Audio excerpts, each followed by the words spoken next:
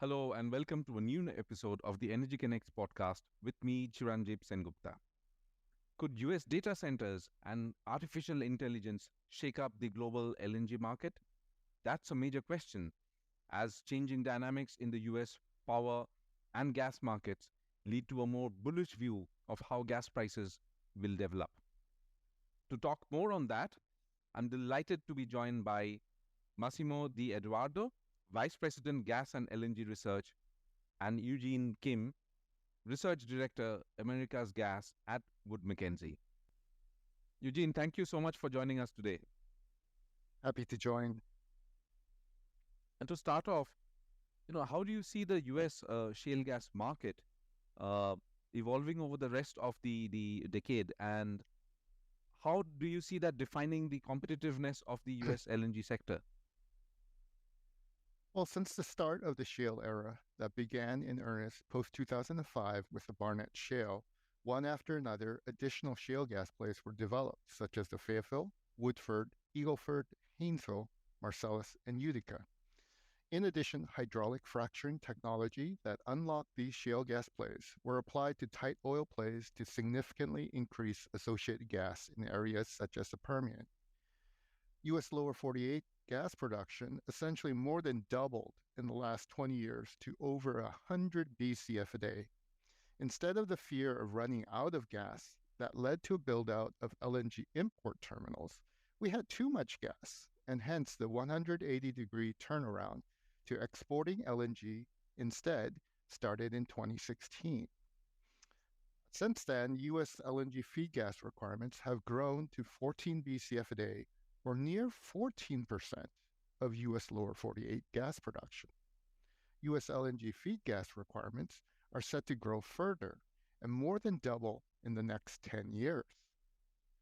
Underlying the growth and competitiveness of U.S. LNG exports are the vast low-cost gas resource base here in the U.S.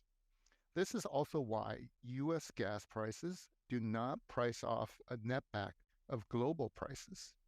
The U.S. has a functioning gas supply curve in the long run. Higher oil and gas prices can bring more volumes to the market, and supply cost to do so is not significant or like a hockey stick. Put another way, the U.S. gas supply curve is pretty flattish to meet even higher market demand levels in the future.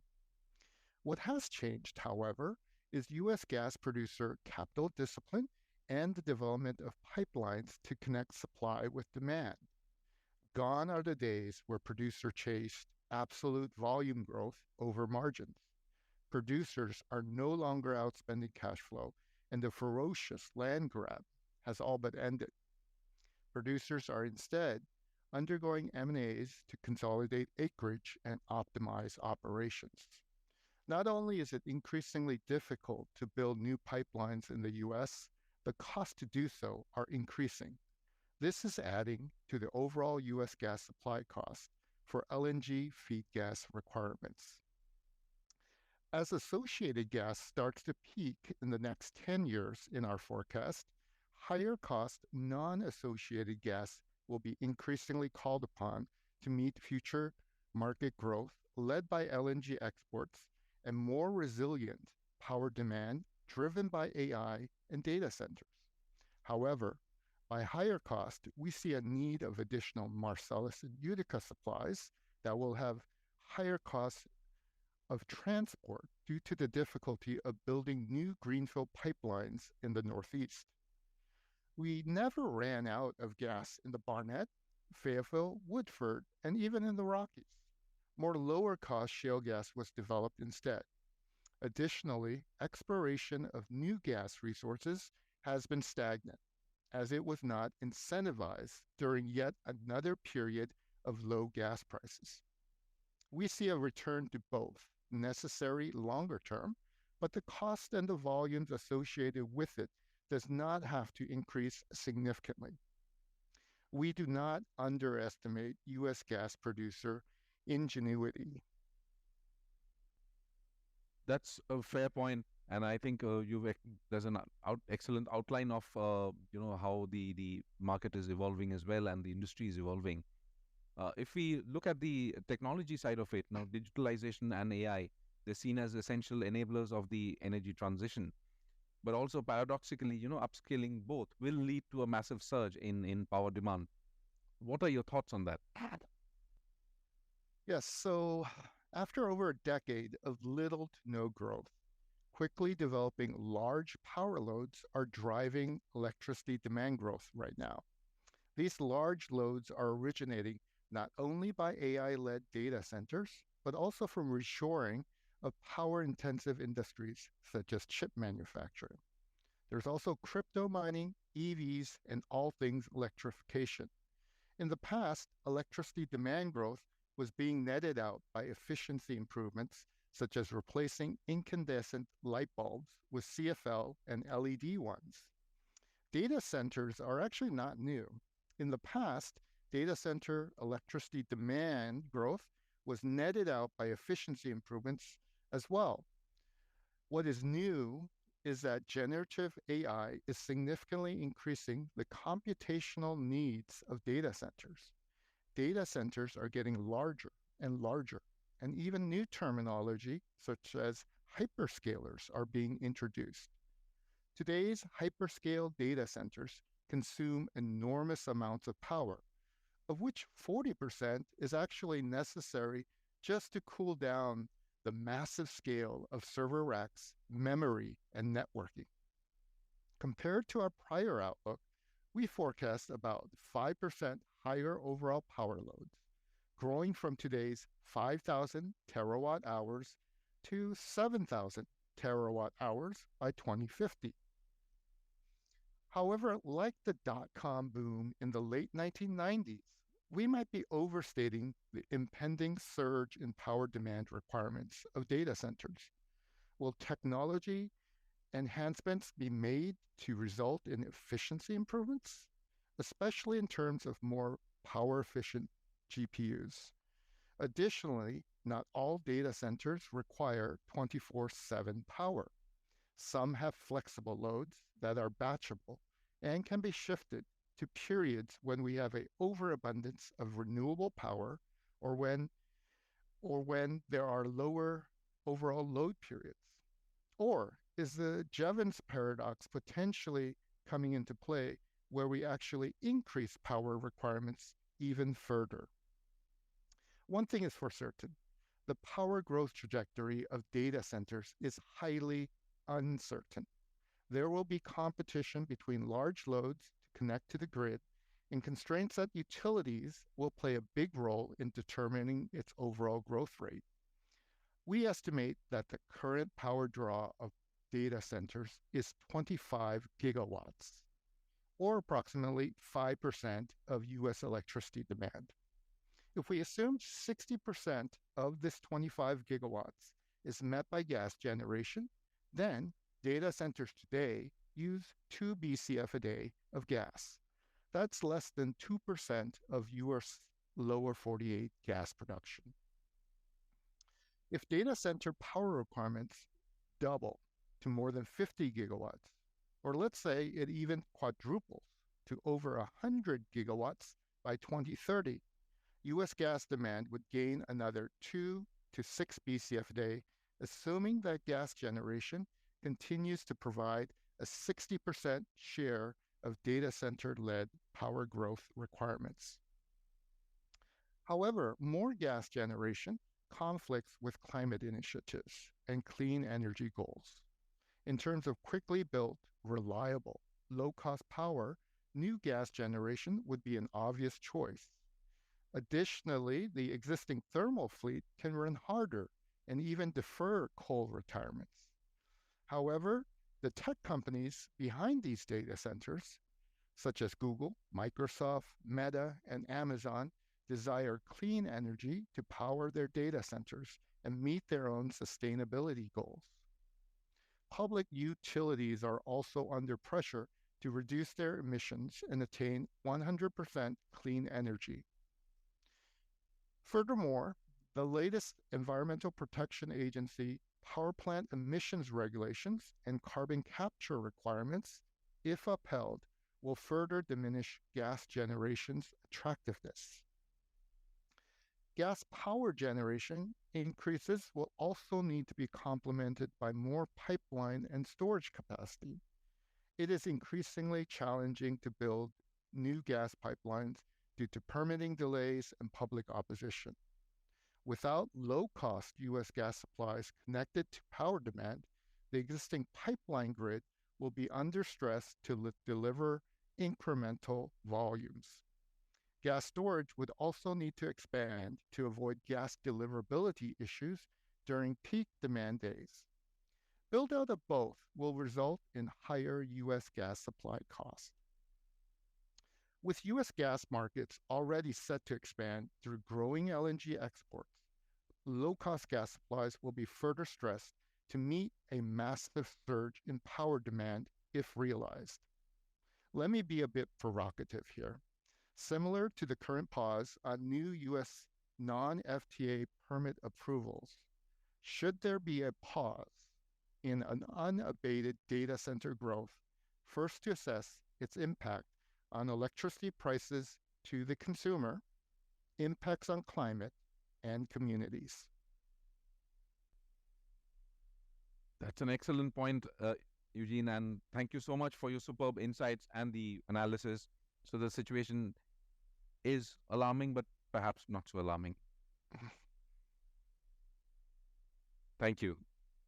Welcome. So, Massimo, talking about LNG markets, what is your long-term outlook on LNG markets, and how do you see long-term contracts developing globally, given that there's been a spree of long-term contracts being signed recently? Yeah, no, thanks. That's a great question, and possibly it's divided in two, right? How we see the market going forward, and LNG contract, which obviously are very much related. So obviously, the market has seen substantial turmoil over the last few years following the Russian invasion of Ukraine. We've seen prices, spiking to record level, and more recently, we've seen the market stabilizing somehow. So the question is very much what to expect going forward. Well, we at Wood Mackenzie, see the LNG market very much in three different phases over the next 10 years. So the first phase is really going to be, defined by continued volatility. We've seen how at, lower prices, earlier this year, we've seen a big surge in terms of Asian LNG demand, and at the same time, prices recovering quite substantially. And at the same time, we've seen how we continue to see how, issues associated with supply and disruption have amplified effect in terms of how the market absorbed those shocks and the implication on prices. We see this dynamic very much continuing this year and next year until that substantial new supply comes to market. And that brings me to the phase two, which is very much a market rebalancing, right? There's about 400 million tons of LNG currently existing, and there is about 200 million tons of LNG that is currently under construction. So that's obviously 50% of the market, which are going to come between now and 2028, 29. And this means that with all this LNG coming in, particularly from 2026, 27, 28, where we see on average about 38 million tons of LNG growth year on year, where we expect really another structural shift in terms of how the market is going to work, right? So a lot of volatility, until 2025, certainly, a more balanced market, in those 26, 27, 28, 28. And then really what happens beyond that period, so this third phase, would be very much driven by, the amount of final investment decisions in terms of new LNG projects that we'll see coming about. I mean, certainly, the pause in US LNG approval has put a break in terms of just how quickly, US LNG can be sanctioned, although there seems to be consensus that, eventually from next year, even under a possible Biden administration, that ban could be lifted, and this could, result in a new momentum behind new US LNG development. But also, on the consciousness that despite there are other, projects, out there, we've seen the FID of WISE. We certainly, be looking at additional FIDs from Qatar and LNG Canada over the next few years. Some of that LNG projects will take somehow time to get to market. So our thinking is that, and our analysis suggests that, post this period of market balance, soon after 2028, we might well see a tightening of the market until new supply then comes in from this new wave of FID that we'll see over the next 2 or 3 years, and could bring the market back into balance and perhaps even soften prices post 2030. So those are very much the kind of 3 phases that we anticipate in terms of the LNG market developments. Now, in terms of LNG contracting, well, certainly, we've seen, during the crisis, a sheer amount of LNG contracts being signed, as you were referring to. We've seen about 70 million tons of firm contracts being signed in each year in 21, 22, and 23. So a substantial amount. Much of that has been US linked, clearly to where we have, but a lot of that has also been about oil index contract as buyers have turned to Qatar and other portfolio players to secure their needs. And surprisingly, contracts linked to European and Asian spot prices have very much fallen out of fashion, given just how elevated spot prices have been over the past few years. So what should we expect, going forward? Well, with much LNG under construction and the market now somehow rebalanced, the price for long-term contracts that are linked to oil is obviously softened. At the peak of the crisis, so at the end of 2022, beginning of 2023, we saw LNG contract prices that signed in the range of 14% oil, Brent plus a constant.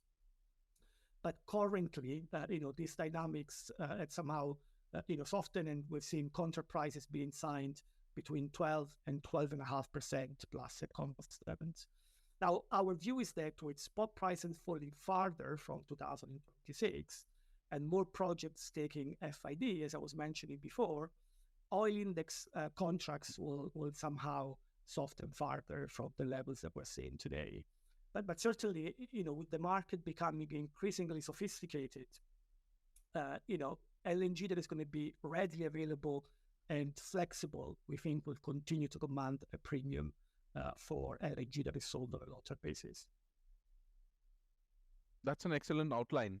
And since you mentioned both US and Qatar and the dynamics now developing, if you look at the long term and as the demand grows, do you think this will also spur, let's say, new investments outside of these 2 major players?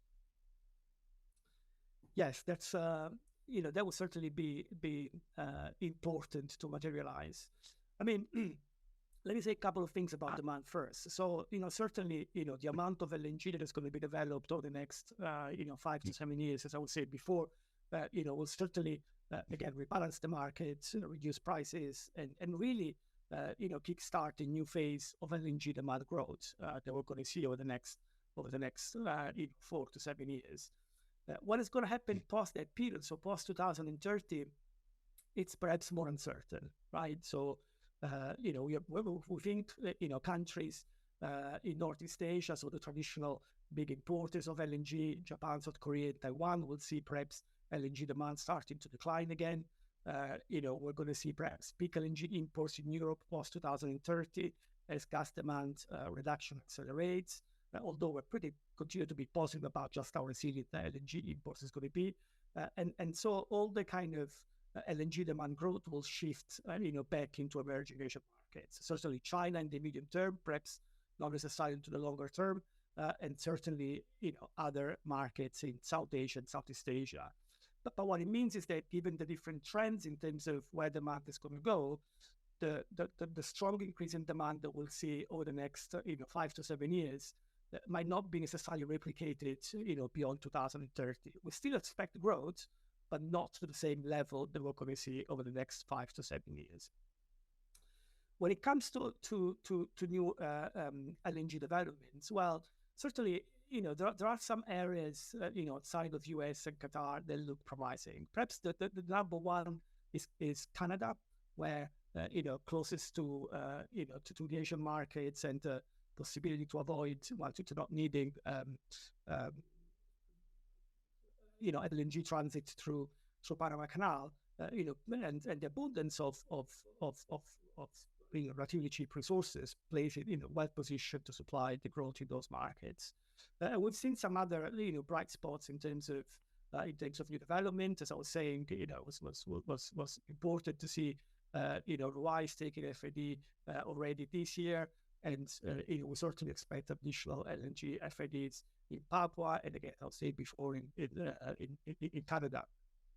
But I think the two big regions in terms of other availability of gas resources that were very promising only a few years ago, at the moment look very troublesome, right? Obviously, I'm referring to Russia with Western sanctions and all the political tensions, but also remains unclear whether Mozambique, the other big gas resource region, can develop land-based solution anytime soon. Certainly. FLNG remains a more viable option, but we see more of those. But again, land-based solutions remain somehow uncertain. So while there are some bright spots, and certainly we'll see additional supply outside of those two regions taking final investment decisions. The reality is that the growth in future LNG demand will primarily be supplied by additional developments in the US and Qatar. That's an excellent overview, Massimo. Thank you so much for your superb insights and the analysis. And thanks for joining us today. Pleasure. Thank you. A big thank you to everyone joining us, and a quick reminder to follow us on our social channels. I will be back with more guests from across the energy in the next episode of the Energy Connects podcast. Until then, goodbye.